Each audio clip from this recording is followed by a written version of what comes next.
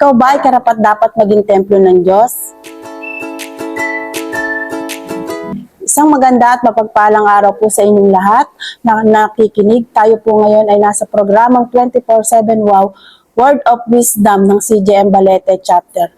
Tayo po ngayon ay pinangungunahan po tayo ni Pastor Rod Gromo. Ako po si Marie Martinez na gagamitin upang magbahagi ng mabuting salita ng Panginoon para sa atin.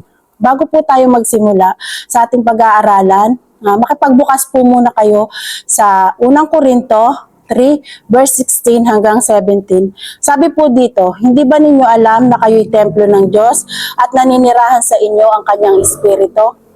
Paparusahan ng Diyos ang sinumang magwawasak ng templo niya, sapagkat banal ang templo ng Diyos at kayo ang templo ng Diyos. Amen.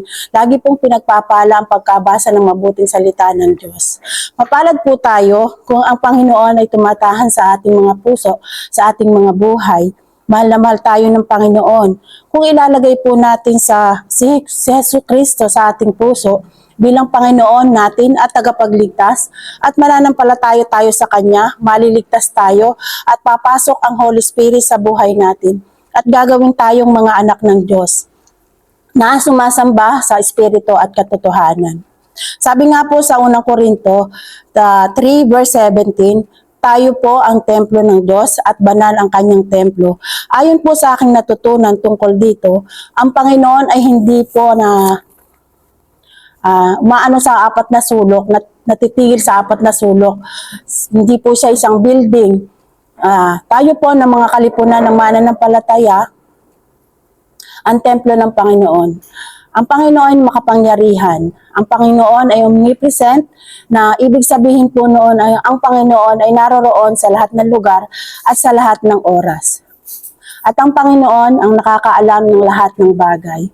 Gaya po ng nasabi ko kanina, hindi po siya tumatahan sa church o sa isang building lamang.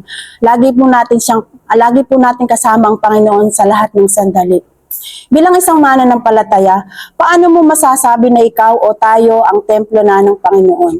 Basahin po natin ang awit 27 verse 4. Kay Yahweh ay isang bagay lang ang aking hinihiling. Isa lang talaga ang aking hinahangarin, ang tumira sa templo niya habang buhay upang kagandahan ni Yahweh aking mapagmasdan at doon humingi sa kanya ng patnubay. Makikita po natin sa talatang ito na bilang isang Kristiyano o bilang isang mananampalataya, kapag naghahari na sa puso natin ang banal na Espiritu ng Diyos, wala na tayong hahangarin pa, kundi ang maglingkod, nagpuri, nagpasalamat at isuko ang buhay natin sa Kanya. At sa lahat ng ating plano, siya ang lagi nating inuuna. Sabi po sa awit 65 verse 4, silang mga hinirang mo upang sa templo manahan, silang mga pinili mo'y mapalad na tuturingan. Magalak kaming lubos sa loob ng templong banal, dahilan sa dulot nitong pagpapala sa nilalang. Di po ba napakasarap na isa tayong pinili ng Diyos upang gawin niyang templo? Sobrang mapalad tayo na ang banal na Espiritu ay pinananahan ng Diyos sa ating buhay. Ngayon po, bilang isang templo na ng Diyos, paano natin mapapanatili ang banal na Espiritu sa ating mga buhay?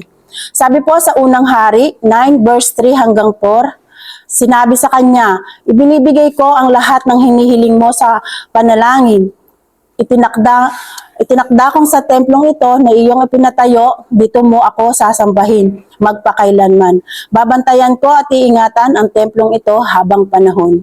Kung ikaw naman ay mananatiling tapat sa akin, gaya ng iyong amang si David, gagawin mong lahat ang mga ipinapagawa ko sa iyo at susundin mo ang aking utos at tuntunin. Malinaw pong sinasabi sa talatang ito na kung tayo ay palaging susunod sa nais ipagawa ng ating Panginoon, manatili tayong tapat sa Kanya, tayo ay patuloy na maglilingkod ng may kagalakan at magkaroon tayo palagi ng malinis na puso at malinis na kaisipan upang patuloy tayong makasunod sa Kanyang kalooban.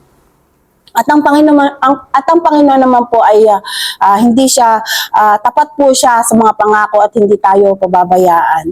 Sabi po sa Hebreo 10 verse 22 hanggang 23, kaya't lumapit tayo sa Diyos ng may pusong tapat at may matibay na pananampalataya sa Kanya.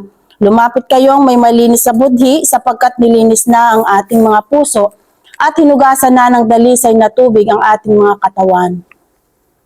Magpakatatag tayo sa ating pag-asa at huwag nang mag-alinlangan pa sapagkat tapat ang nangako sa atin. Napakabuti ng Diyos sa ating dahil nilinis na niya tayo at ngayon ay nananahan sa atin ng banal na Espiritu. Kaya huwag natin itong hayaang mawala sa ating buhay. Kaya sikapin natin bilang isang mananampalataya na makadalo tayo sa mga pagtitipon at sa mga gawain sa church upang lalo tayong lumago at mamunga sa pamamagitan ng pag-aaral ng mabuting salita ng Diyos at maisapamuhay natin ito. Sa aking pagtatapos, nais kong iwan sa inyo ang talatang ito sa Awit 100 verse 4 hanggang 5. Pumasok sa kanyang templo na ang Diyos ay Pumasok sa templo na ang puso'y nagdiriwang, maawit, nagpupuri sa loob ng dakong banal. Purihin ang ngalan niya at siya'y pasalamatan. Napakabuti ni Yahweh, pag-ibig niya'y walang hanggan. Pag-ibig niya ay tunay, laging tapat kailanman. Tayo po ay manalangin. O Diyos na dakila, kami po ay nagpapasalamat sa kabutihan at pag-ibig mo sa amin at sa iyong banal na Espiritu na pinapasok sa aming mga buhay. Patuloy po kaming aasa at magtitiwala sa iyo. Panginoon, ikaw lamang ang aming sasambahin at pupurihin, Panginoon. Dalangin ko, Panginoon, na kami ay laging makasunod sa iyong kalooban. Sa iyo ang pinakamataas na papuri, parangal at pagdakila sa tanging pangalan ni Jesus. Amen. Ako po muli si Marie Martinez, ang nagsasabing ang oras ay gamitin upang ang Diyos ay luwalhatiin. God bless po sa lahat.